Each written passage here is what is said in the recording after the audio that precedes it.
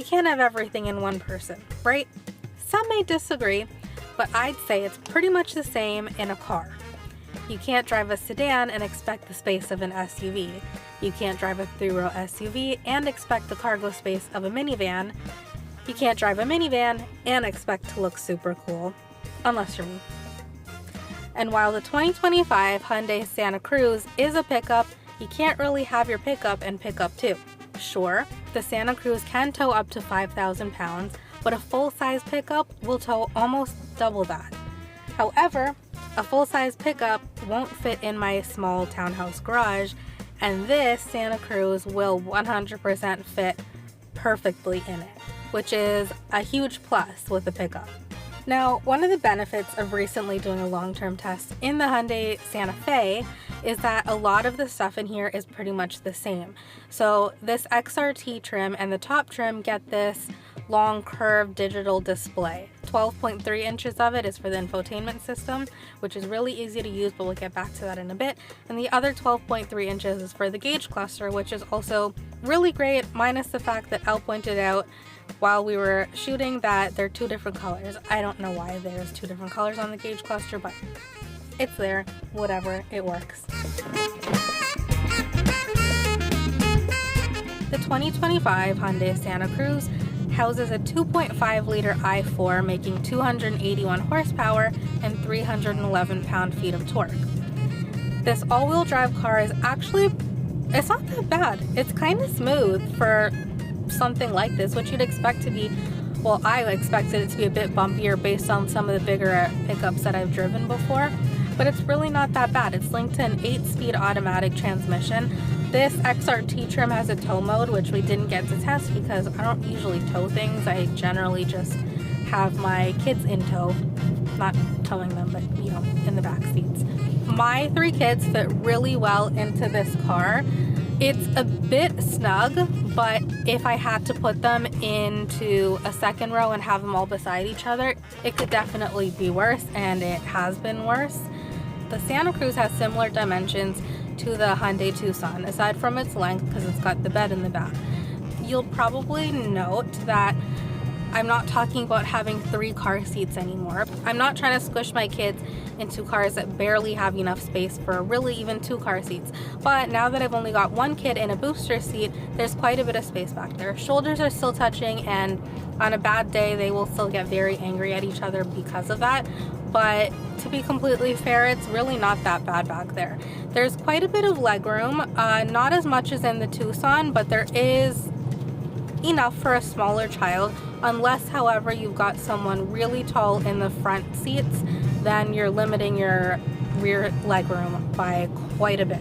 It almost feels as if, because of the bed, they push the seats up a bit, which I guess makes sense because you want to keep the truck compact and like tiny, but if the bed is so small already, I just sort of feel like why not take a couple more inches off and give it to the rear passengers who get a bit more legroom back there. But what do I know? Obviously, a pickup is not meant for someone like me with 3 kids, but if it is your only car, then you're gonna have to keep in mind that if you do a ton of groceries, say like a Costco haul or something, it's really hard to get groceries to the back there. I know there are ways to get around it. For example, you can get one of those cargo nets and throw things in there. You can also get some bins to put your groceries in. I even saw someone on Reddit said they had like a bathtub pole, and that they just slide their groceries onto there, so it's easy to slide it out. And to be honest, my husband is tall enough that if he opens that top, which is standard in the Santa Cruz to have that rolling hard tonneau cover, if he opens it, he could probably reach in and grab the groceries. I can't, so I would basically have to get into the cargo space or into the bed to grab the groceries, which is not ideal, but again, there are ways to avoid that. But if this is your main car, then there are things that you're going to have to look into and figure out. The 2025 Hyundai Santa Cruz only has a few trims in the lineup. There are no hybrid trims available, but it starts off with the Preferred that'll start just above $40,000 before delivery fees and taxes, of course. If you want the XRT trim, which we're driving right now, it's a little bit more off-roady and it has some XRT exclusives like a tow mode, the front tow hooks, as well as some exterior features that are different from the regular Santa Cruz. If you want the XRT, it jumps up to just over $47,000, but you get a whole bunch of features in there because Hyundai always adds a whole bunch of technological features that really you don't even see on some of the higher end luxury models unless you add a whole bunch of packages, and here it's all included. If you want to jump to the top ultimate trim, you're looking at just above $50,000 before taxes and fees again, but I think this XRT is great. I haven't driven the Preferred, but I feel fine. We're driving through snow for most of the time because of that snow dump, and it hasn't been that bad. It's not been slippery. We're on all-terrain tires in the XRT. I mean, I don't have anything to compare it to with the other trims, but I would say this has been a pretty good winter car in the sense that it's got us to school and back on days that weren't snow days. One of the features that the Santa Cruz has that is actually, I would say, probably better than a lot of other ones that I've driven in is their lane keep assist and cruise control.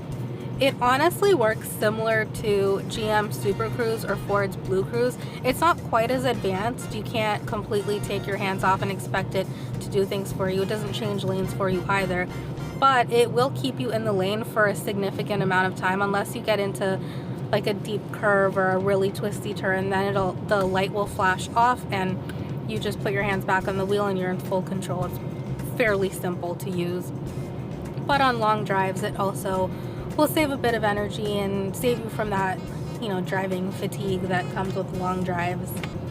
I found parking this car to be a little bit odd. The backup camera is amazing, and in the XRT you actually get a surround view camera as well, so it's really easy to see everything. But I found, despite the turning radius of the wheel to be not much different from the Tucson's, that when I was backing in anywhere, it always felt a little bit off.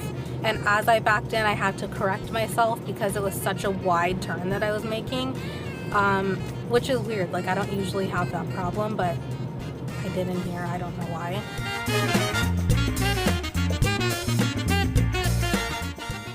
So Hyundai generally has fairly simple infotainment systems. I really like that in here it's standard to wirelessly connect to Apple CarPlay or Android Auto. There's also a wireless phone charger in here.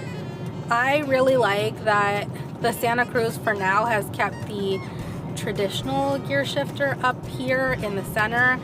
The Santa Fe that we drove had it in a stock right by the steering wheel, and I'm not gonna lie, I got used to it in the Santa Fe, and when I switched over into the Santa Cruz, I did find myself reaching for the steering wheel to put it into drive, but I much prefer it where it is. And I think the only benefit to having it close to the steering wheel is that you get a little bit more freed up space in the center console, but not really looking for that space right now, especially with 3 kids. It's like extra space for them to throw things on, which just becomes dangerous later on because it flies all over the place. The infotainment screen is really easy to use. It's a 12.3-inch touchscreen, as I mentioned before. The buttons are all really easy to click. Everything is fairly big, so you're not pressing something by accident. The climate control setup down here, I don't mind it. Again, I would prefer if it was real buttons and not a touchscreen, but at the very least, everything has its own spot and they're not too close together. They're easy to find, and your temperature settings actually is a knob, so we're not completely going fully touchscreen here. You've still got options in it. And of course there's a volume knob because why not? Because everybody would be angry if there wasn't. It's not the most fuel efficient car, but I mean, it's a pickup and there's no hybrid, there's no electrification added to it, so it's not the greatest when it comes to fuel. It's rated at a combined, I believe, 11.1 liters per 100 kilometers in the XRT. I would say roughly we've probably been hitting right around there.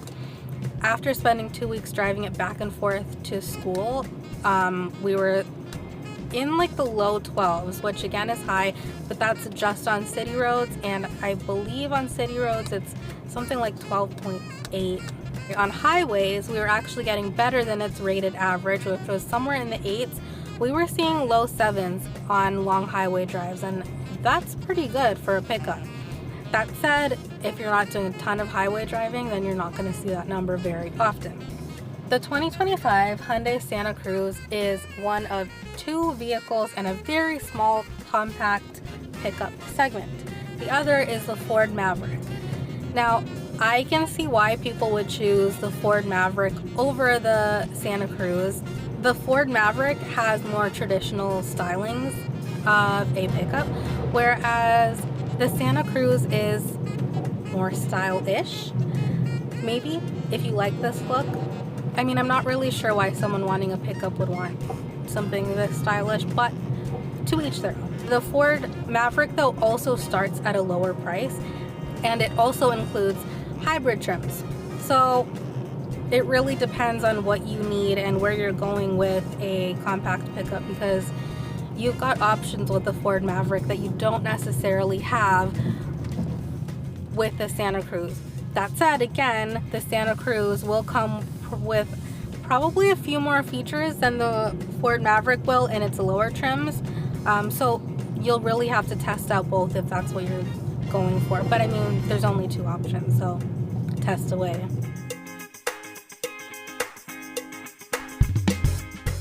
So overall, the Hyundai Santa Cruz has an interesting look. It's got a little more flair than your average pickup, but I'm sure many would argue that fashion choices aren't really something of merit in a pickup. And all that really begs the question, to me at least, why would anyone want a compact pickup truck? I don't really know. I mean, it's not a family car, and it likely isn't even the option I'd choose if I really needed a compact pickup. I'd probably choose the Ford Maverick. Not to say that the Santa Cruz is bad, but I don't know. The only reason I can think of someone wanting a smaller pickup truck is that you've got a small business and you're often carrying things back and forth and need the extra horizontal cargo space, because a normal SUV won't give you that much space unless you want to be stacking things up in a trunk and play a game of Tetris. I don't really know. At the very least, this pickup is going to be a bit cheaper and smaller, and it will again fit into your townhouse garage, which is a plus. That said, I can't help but wonder if people in bigger trucks are looking down on me, both literally and figuratively, because they're so high up and, well, I'm not. Are they judging that it looks different from, your average traditional pickup that's meant to work? Is this meant to work? I don't know. Who's really looking for a Santa Cruz? Let me know in the comments what you think. Are you in the market for a Santa Cruz or a compact pickup truck, or do you know anyone that is?